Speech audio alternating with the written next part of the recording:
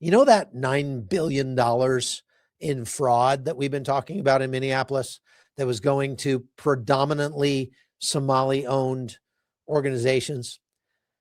How many millions of that of that $9 billion do you think went to the Council for American Islamic Relations?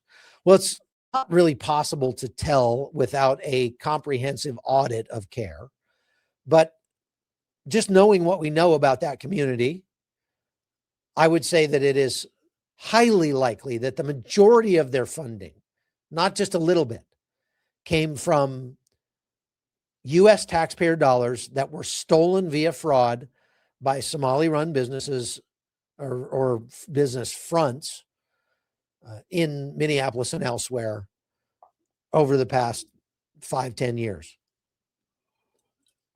I just went back the other day and looked up the stories that I did on this fraud, and they were in 2018. In December 2018, I went to Minneapolis and I made reports about childcare fraud and how that money was being, and welfare fraud, and how that money was being taken, put into suitcases, flown to Somalia, and used to support al-Shabaab. But on top of that, they weren't just sending money.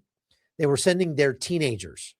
They were recruiting young men from Minneapolis who have, many of them, American visas or passports so that they can come back into the United States.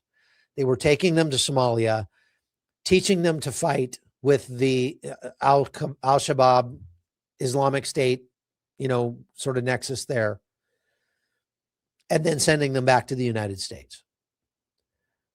That